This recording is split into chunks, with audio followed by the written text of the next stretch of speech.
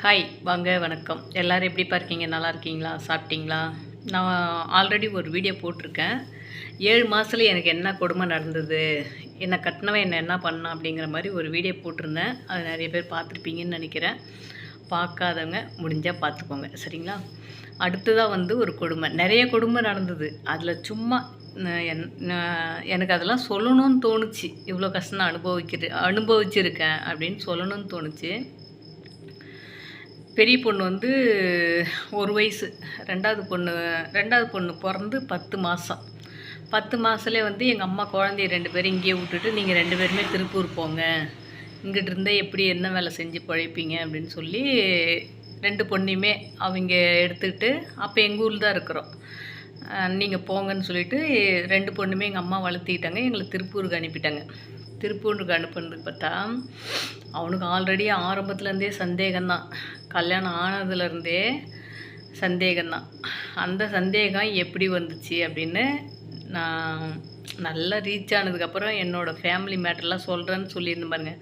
அப்போ சொல்கிறேன், சரிங்களா? நான் எப்போ சொல்லணும்னு தோணுதோ கண்டிப்பாக அப்போ சொல்லுவேன். கண்டிப்பாக நான் என்னென்ன கொடுமைகள்லாம் அனுபவித்தேன் அப்படிங்கிறத சோசியல் மீடியாவில் சொல்லணுங்கிறதுக்காகவே அதுவும் ஒரு பாயிண்ட். நான் சோசியல் மீடியா ஆரம்பித்ததுக்கு அதை கண்டிப்பாக சொல்லுவேன். அப்புறம் திருப்பூரில் இருந்துட்டா இப்போ ஞாயிற்றுக்கிழமை இது மாதிரிலாம் லீவு வந்துச்சு அப்படின்னா எங்கேயும் போக மாட்டோம். மெயின் ரோட்டுக்கு திருப்பூரில் விக்னேஸ்வர் நகரில் இருந்தோம். அங்கிட்டிருந்து மெயின் ரோட்டுக்கு தான் ஃபோன் பேச முடியும் பிள்ளைங்கிட்ட. ஃபோன் பேசிட்டு போயிடுவோம். அப்புறம் இடையில பிள்ளைங்களுக்கு காது குத்து வச்சுருந்தது. காது குத்து வச்சுருந்தோன்னே அங்கேயே துணி எடுத்துக்கலாம் அப்படின்னு சொல்லி சொன்னாங்க. சரின்ட்டு எனக்கு அவ்வளோ விவரம்லாம் தெரியாது. என்கிட்ட எதுவும் பர்மிஷனும் வாங்க மாட்டாங்க. எனக்கு அவ்வளோ விவரமும் தெரியாது, பேசவும் தெரியாது. துணியை சேரீலாம் அங்கேயே எடுத்துக்கலான்ட்டு எங்கள் அம்மாவுக்கு, எனக்கு, அவங்க அப்பா அம்மாவுக்கு, எங்கள் அப்பா அம்மாவுக்கு எல்லாருக்குமே எடுக்கிறதுக்கு போயிருந்தோம் ஒரு இடத்துக்கு. அது யாரோ தெரிஞ்சவங்க மூலிமா, அவங்களோட ஃப்ரெண்டு ராஜேஷ் அண்ணான்னு சொல்லிட்டு ஒரு அண்ணா மூலயமா, அந்த ராஜேஷ் அண்ணாவோட ஃப்ரெண்டு மூலயமா எடுக்கிற மாதிரி போயிருந்தோம். எப்பயுமே வேறு எங்கேயாவது பஸ்ஸில் ஒரு சினிமாவுக்கோ அங்கங்கே போகணுன்னாலும் சரி, பஸ்ஸில் போய்கிட்டே இருப்போம். பஸ்ஸில் போயிட்டே இருக்க உடனே நம்ம இறங்குற ஸ்டாப் வந்தோடனே இறங்கிடுவோம் இல்லையா? நம்ம இறங்குற ஸ்டாப் வந்தோடனே இப்போ திருப்பூர்லாம் பார்த்திங்கன்னா பாதி பஸ்ஸுக்கு ஃப்ரண்ட்டில் லேடிஸ், பாதி பஸ்ஸுக்கு பேக்கில் ஜென்ஸு, அப்படி தானே இருக்கும். அது மாதிரி இறங்கி உடனே என்ன பண்ணுவோம், ஓடி போய் எங்கேயாவது ஒளிஞ்சிக்குவான். சும்மா ஒளிஞ்சிக்கிறதுனா என்னோடய கண் பார்வைக்கு தெரியாமல் போயிட்டு யார் பின்னாடியாவது போய் நின்றுக்குவான்.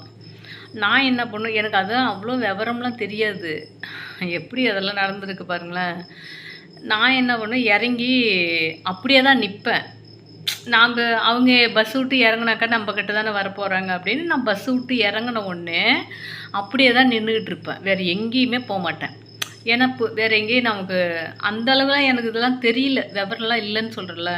வேறு எங்கேயாவது ஐயோ ஆளை காணமே தேடுவோம் கொள்ளுவோம் அப்படின்லாம் நினைக்கவே மாட்டேன். இறங்கின இடத்துல நின்றுட்டு இருந்தோம்னா அவங்களும் நம்மளை தேடி வருவாங்க.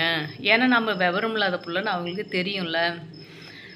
அப்போ எனக்கு வயசு பார்த்திங்கன்னா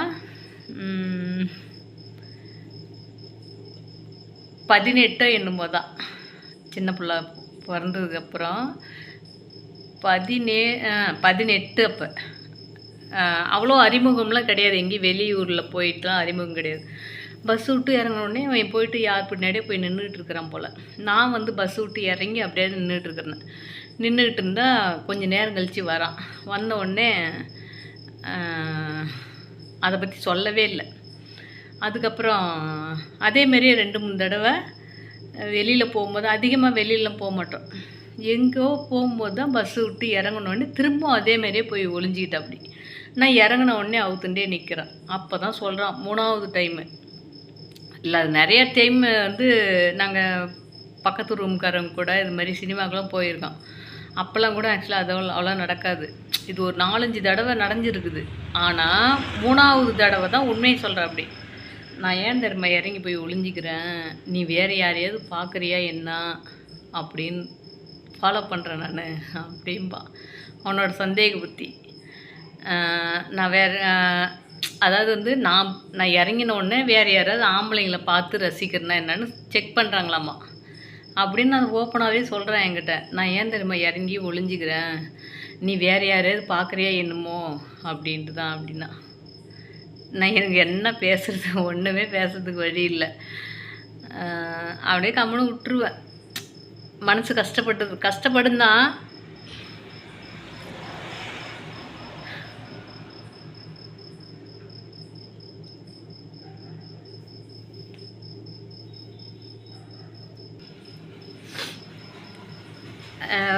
மனசை தேர்த்திக்குவேன், அவ்வளோதான். லைஃப் முடிஞ்சுது. கூறுகட்டவனுக்கு வாழ்க்கப்பட்டால் வாழ்க்கை எப்படி இருக்கும் அப்படிங்கிற மாதிரி எனக்கு நானே அழுதுப்பேன். ஆனால் இப்போல்லாம் இருந்ததுன்னு வச்சுங்க, வகுந்து எடுத்திருப்பான் அவனை. அப்போல்லாம் விவரம் இல்லை, எனக்கு 18 வயசு.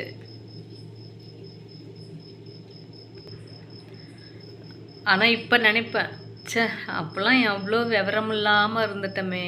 ஏன்னா அது நாம்ளா விவரன்றது நாம்ளா அறிவிச்சுக்கிறது இல்லைல்ல. இப்போ இருக்கிற பிள்ளைங்கள்லாம் நல்லா விவரமாக தான் இருக்கிறாங்க. எங்கெல்லாம் கிராமத்துக்குள்ளேயே போட்டு போட்டு போட்டு போட்டு அடைச்சி வச்சுருவாங்க. வேறு எங்கேயும் கடைக்கோ அங்கே இங்கே எங்கேயுமே அனுப்ப மாட்டாங்க. கள்ளக்குறிச்சி அங்கே இங்கே போகிறோம்னா கூட வேறு யாரு கூடயும் அனுப்ப மாட்டாங்க. எங்கள் அம்மா தான் கூட வருவாங்க, இல்லைன்னா சோதியம்மா தான் கூட வருவாங்க. எங்கள் அம்மா இல்லைன்னா சோதியம்மா, இவங்க 2 பேரை தவிர வேறு யாரு கூடயுமே அனுப்பவே மாட்டாங்க. வீட்டுக்குள்ளேயே போட்டு போட்டு அதுமாரி பார்த்திங்கன்னா எங்கள் வீதியிலே தான், வேறு எந்த வீதிக்குமே நாங்களாம் போனதே கிடையாது. ஸ்கூல் தவிர மற்றபடி வேறு எந்த வீதிக்குமே போனது கிடையாது. எங்கள் வீதியை சுற்றி இருக்கிற 2-3 வீதியே தான் விளையாடி இருக்குமே தவிர வேறு எங்கேயுமே போய் விளையாடுனதும் கிடையாது. அது மாதிரி கிராமத்துக்குள்ளே இருந்துட்டோம். 14 வயசுலேயே கல்யாணம் பண்ணி 15ல் ஒரு புள்ள, இல்லை 14 முடிகிற ஸ்டேஜில் 15ல் ஒரு புள்ள, 16ல் ஒரு புள்ள, 17ல் இதுதான். நான் 17 என்னமோ நடந்திருக்கு. 18 வயசுலேயே 17 வயசுலேயே. அப்போலாம் அவ்வளோ வயசுலாம் ஞாபகம் இல்லைப்பா. அது மாதிரி. ஆனால் அப்போ நடந்த செயல் இப்போ நடந்துருந்தது அப்படின்னா வேணுன்னே அவன் வயிற்றரிசில் பண்ணுன்னே வேறு எவனையாவது கூட நான் பார்க்கணுன்னு கூட நினச்சிருப்பேன். அப்போலாம் எனக்கு அந்த செயல் வந்து விவரம் தெரியாத வயசப்போ அதெல்லாம் நடந்தது. இப்போ விவரம் தெரிஞ்சதுக்கப்புறம் அது நடந்ததுன்னு வச்சுங்க, அவன் அப்படியே ஒன்றுவா சாவற மாதிரி வேணுன்னே எவனையாவது கூட பார்ப்பேன். அதுக்கு அவன் நொந்து போகணுங்கிறதுக்காகவே, தப்பு பண்ணணுங்கிற எண்ணத்துக்காக இல்லை. அவன் அந்த மாதிரி எண்ணத்தை வச்சு போய் ஒளிகிறான் பாருங்கள். பஸ்ஸு விட்டு இறங்கி நான் வேற எவனும் பார்க்குறனோ என்னமோ அப்படின்னு செக் பண்ணுறதுக்காக போய் ஒளிகிறான் பாருங்கள். அதுக்காகவே நான் எவனையாவது பார்த்துருந்துருப்பேன். அப்போல்லாம் சின்ன வயசு தெரியல. அதெல்லாம் வந்து மறக்கவே முடியாத கஷ்டம் அது. சரிப்பா, பாய்.